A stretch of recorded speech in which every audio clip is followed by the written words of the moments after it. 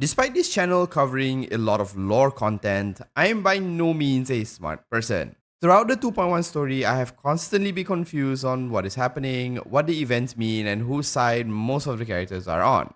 One such event that initially left me rather confused is what really happened to Aventurine by the end of 2.1. There were multiple layers of deceptions and feints built into his plan, and by the end, it might have left you wondering what exactly happened to him. But after a few rewatches, I think I get the gist of it. So in this video, we're going to discuss that very subject. What exactly happened to Aventurine, what was his plan all about, and most importantly, where is he now? Before we dive into that though, if you're interested in more Honkai Star Rail content, do consider subscribing to the channel.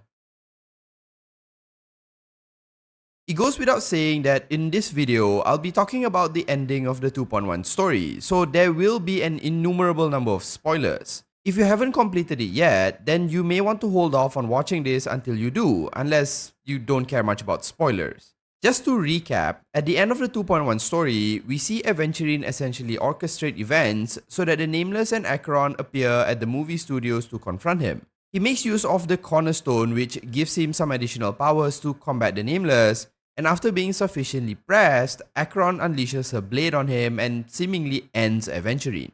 They both end up in what is described to be a fleeting memory with a black hole as a backdrop. Aventurine converses with Acheron for a while and talks about his plan, which Acheron seems to be fully aware of. At the end of their conversation, Aventurine walks into the black hole and functionally disappears. It's unclear where he has gone to and why he has planned meticulously for this particular outcome, but this is where our discussion will start. You first have to understand that all of Aventurine's actions essentially aims at achieving two things. He wants his personal freedom far away from any and all who would use him for their own benefit, and if possible, he wants to complete the mission the IPC have entrusted him with. By his own admission, the first and more personal goal is the one he is focusing on, but if he can kill two birds with one stone, then he would likely opt for that outcome. In order to do this, he believes that he needs to get his hands on the watchmaker's legacy. Now, at the current point in the story, we don't really know what the legacy is or what it even does. It could be an object of immense power, it could be something that gives you control over dreams, or it could even be a secret that once revealed will upend everything the family has worked towards. Aventurine likely believes that this legacy is his ticket to achieving both his goals simultaneously. Remember that while we don't know what it is, Aventurine may actually already know the true nature of the watchmaker's legacy. Let's say for a second that it's a secret that can undermine the family. By revealing it or using it as leverage, Aventurine can destabilize penacony sufficiently that the IPC may then be able to forcibly apply their influence on the planet and eventually take over. By achieving this, Aventurine may then be able to pay off his debts and move on from the IPC while at the same time having completed his mission for them.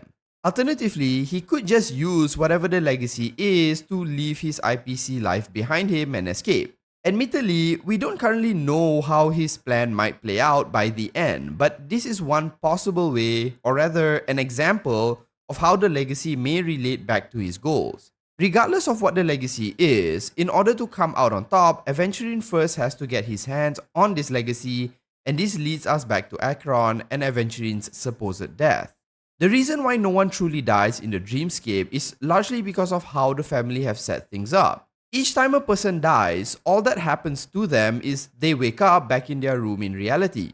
But based on the conversation between Acheron and Aventurine, it's hinted that the Dreamscape is far larger than we are initially led to believe. The Dreamscape we have been inhabiting so far is actually just a section of a much larger area, walled off by the family to be used for their own purposes. It is beyond these barriers that the family have erected that the watchmaker's legacy is thought to reside in. An area of the true Dreamscape that Acheron refers to as a promised land that people constantly seek out, the true land of exile.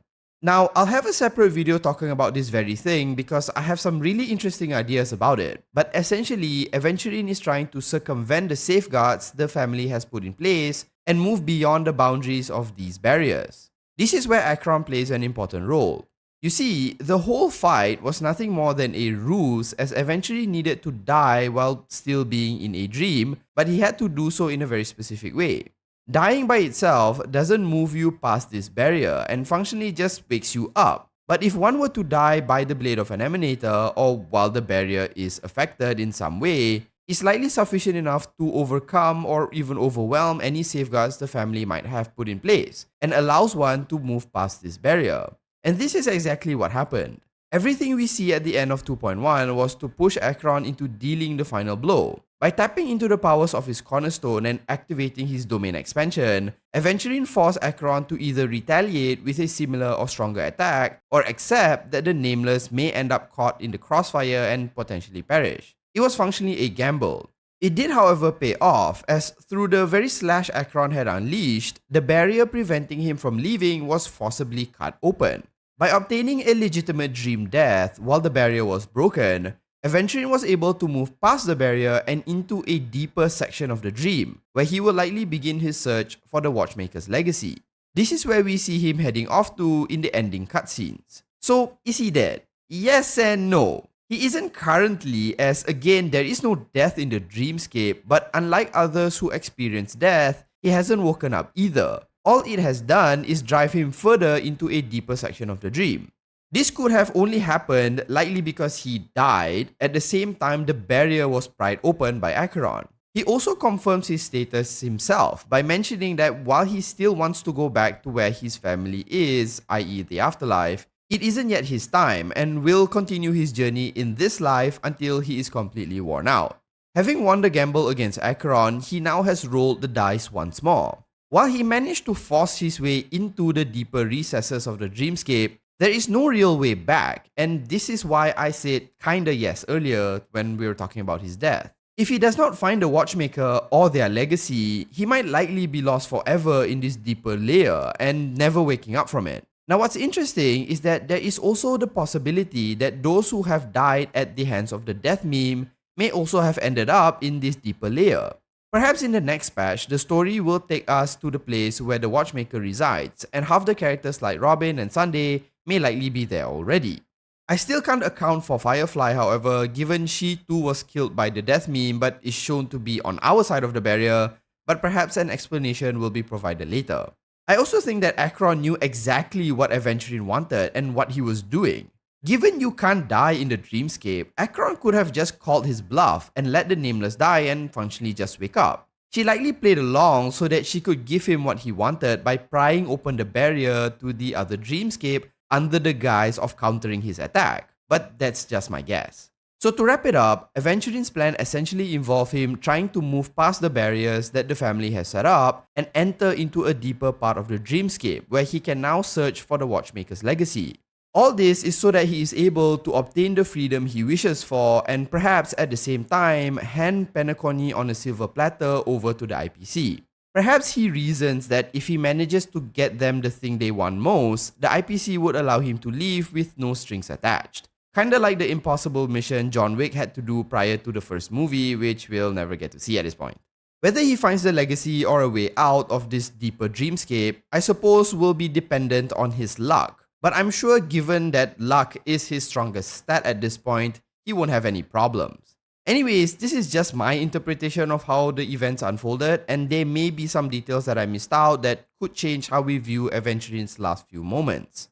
Nevertheless, I hope it cleared up some confusion the ending had for anyone who is watching. If you have an alternative idea, or perhaps I missed out a key piece of information, feel free to mention it in the comments. That does it for this video. If you enjoyed watching it, do consider liking and subscribing to the channel. Thanks so much for watching, and as usual, have a nice day.